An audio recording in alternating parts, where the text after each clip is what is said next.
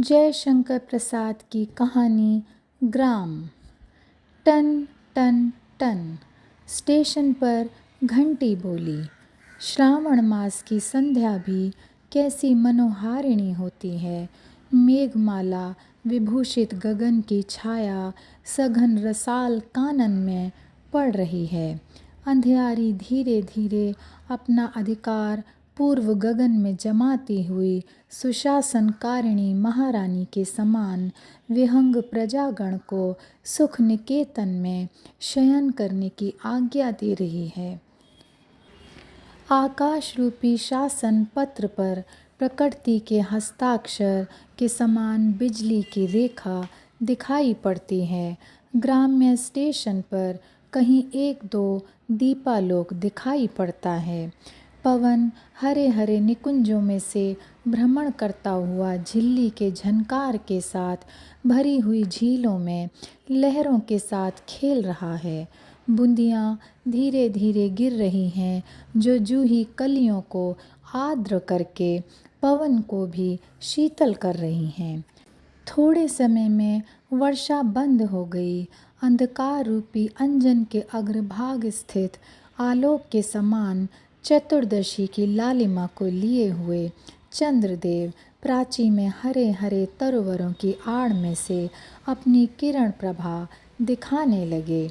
पवन की सनसनाहट के साथ रेलगाड़ी का शब्द सुनाई पड़ने लगा। सिग्नल ने अपना कार्य किया। घंटा का शब्द उस हरे भरे मैदान में गूंजने लगा।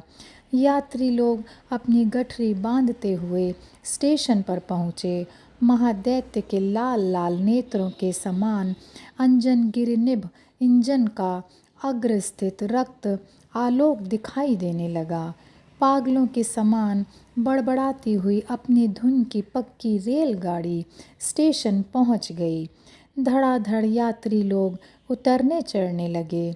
एक स्त्री की ओर देखकर फाटक के बाहर खड़ी हुई दो औरतें, जो उसकी सहेली मालूम देती थीं, रो रही हैं, और वह स्त्री एक मनुष्य के साथ रेल में बैठने को उद्यत है। उसकी क्रंदन ध्वनि से वह स्त्री दीन भाव से उनकी ओर देखती हुई बिना समझे हुए सेकंड क्लास की गाड़ी में चढ़ने लगी।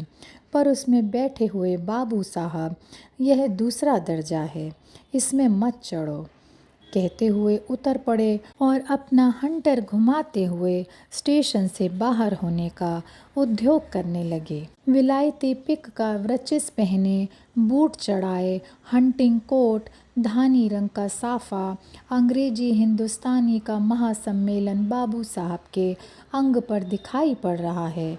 गौरवर्ण उन्नत ललाट उनकी आभा को बढ़ा रहे हैं। स्टेशन मास्टर से सामना होते ही शेक हैंड करने के उपरांत बाबू साहब से बातचीत होने लगी। स्टेशन मास्टर बोले, आप इस वक्त कहाँ से आ रहे हैं?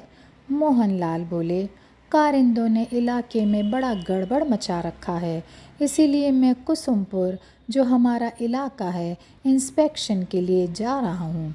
स्टेशन मास्टर बोले, फिर कब पलटिएगा? मोहनलाल बोले, 2 रोज में। अच्छा, गुड इवनिंग। स्टेशन मास्टर, जो लाइन क्लियर दे चुके थे, गुड इवनिंग करते हुए अपने ऑफिस में घुस गए। बाबू मोहनलाल अंग्रेजी काठी से सजे हुए घोड़े पर, जो पूर्व ही स्टेशन पर खड़ा था, सवार होकर चलते हुए।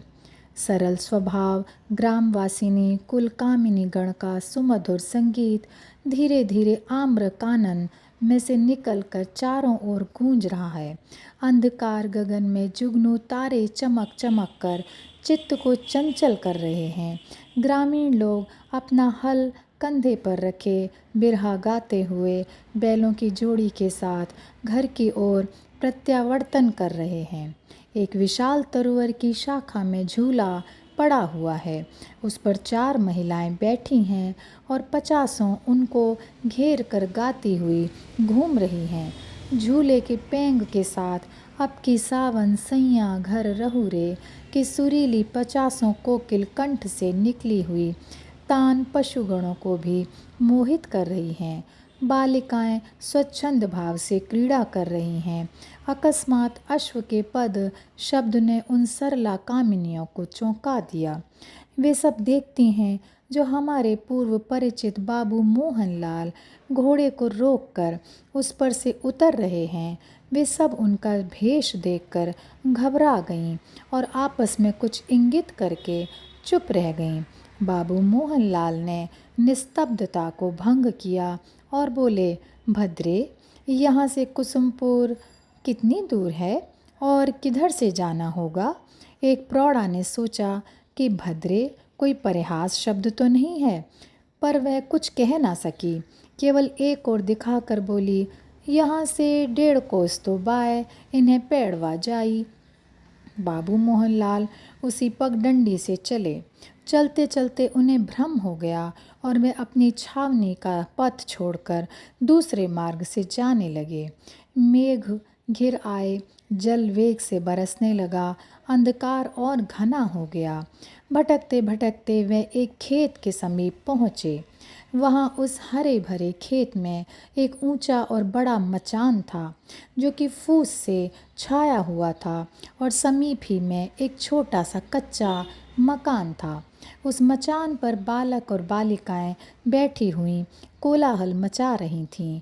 जल में भीगते हुए भी मोहनलाल खेत के समीप खड़े होकर उसके आनंद कलरव को श्रवण करने लगे। भ्रांत होने से उन्हें बहुत समय व्यतीत हो गया। रात्रि अधिक बीत गई, कहाँ ठहरें, इसी विचार में खड़े रहे।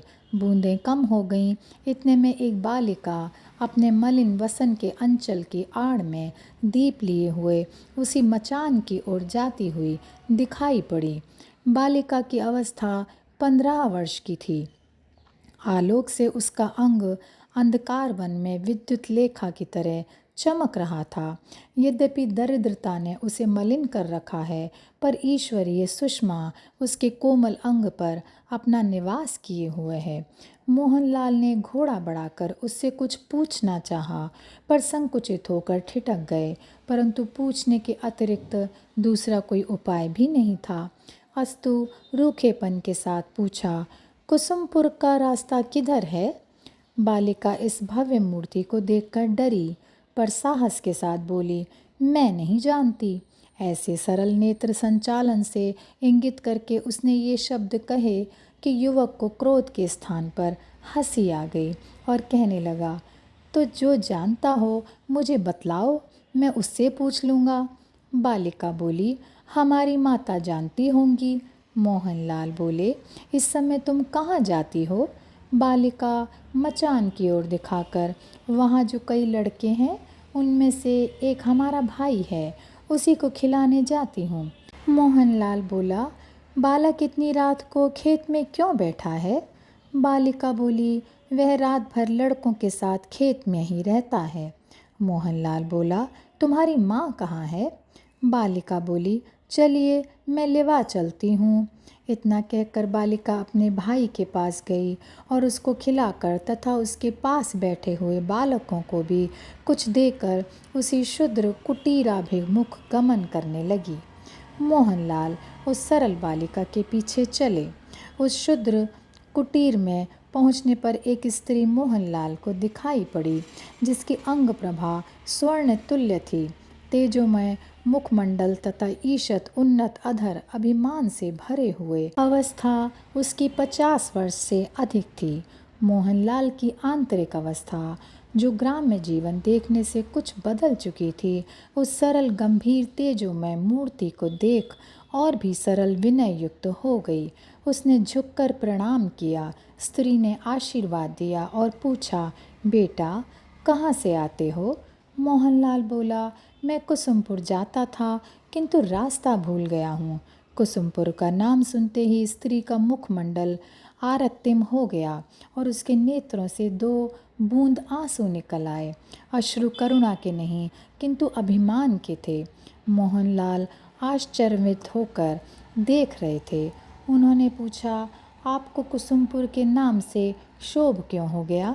स्त्री बोली, बेटा उसकी बड़ी कथा है, तुम सुनकर क्या करोगे? मोहनलाल बोला, नहीं नहीं, मैं सुनना चाहता हूँ, यदि आप कृपा करके सुनावें। स्त्री बोली, अच्छा, कुछ जलपान कर लो, तब सुनाऊंगी। पुनः बालिका की ओर देखकर स्त्री ने कहा, कुछ जल पीने को ले आओ। आज्ञा पाते ही बालिका उस शूद्र गृह के एक मिट्टी के बर्तन में से कुछ वस्तु निकालकर उसे एक पात्र में घोल कर ले आई और मोहनलाल के सामने रख दिया। मोहनलाल उस शरबत को पान करके फूस की चटाई पर बैठकर स्त्री की कथा सुनने लगे। स्त्री कहने लगी, हमारे पति इस प्रांत के गण्य भूस्वामी थे और वंश भी हम लोगों का बहुत उच्च था। जिस गांव का अभी आपने नाम लिया है, वहीं हमारे पति की प्रधान जमींदारी थी। कार्यवश कुंदनलाल नामक एक महाजन से कुछ ऋण लिया था। कुछ भी विचार न करने से उसका बहुत रुपया बढ़ गया और जब ऐसी अवस्था पहुंची तो अनेक उपाय करके हमारे पति धन जुटाकर उसके पास ले गए। तब उस धूर्त ने कहा, क्या हर्ज है बाबू साहब, आप 8 रोज में आना, हम रुपया ले लेंगे और जो घाटा होगा उसे छोड़ देंगे। आपका इलाका फिर जाएगा। इस समय रेहननामा भी नहीं मिल रहा है। उसका विश्वास करके हमारे पति फिर बैठे रहे और उसने कुछ भी न पूछा। उनकी उदारता के कारण वह संचित धन भी थोड़ा हो गया और उधर उसने दावा करके इलाका जो कि वह ले लेना चाहता था बहुत थोड़े रुपयों में नीलाम करा लिया। फिर हमारे पति के हृदय में उस इलाके के इस भांति निकल जाने के कारण बहुत चोट पहुंची और इसी से उनकी मृत्यु हो गई। इस दशा के होने के उपरांत हम लोग इस दूसरे गांव में आकर रहने लगीं। यहाँ के जमींदार बहुत धर्मात्मा हैं। उन्होंने कुछ सामान्य कर पर यह भूमि दी है, इसी से हम हमारी जीविका चलाते हैं। इतना कहते कहते स्त्री का गला अभिमान से भर आया और कुछ कह ना सकी। स्त्री की कथा सुनकर मोहनलाल को बड़ा दुख हुआ। रात विशेष बीत चुकी थी, अतः रात्रि यापन करके प्रभात में मलिन तथा पश्चिमगामी चंद्र का अनुसरण करके बताए हुए पथ से वे चले गए। पर उनके मुख पर विषाद तथा लज्जा ने अधिकार कर लिया था। कारण यह था कि स्त्री की जमींदारी हरण करने वाले तथा उसके प्राण प्रिय पति से उसे विच्छेद कराकर इस भांति दुख देने वाले कुंदनलाल मोहनलाल के ही पिता थे। और यहीं पर ये कहानी समाप्त होती है।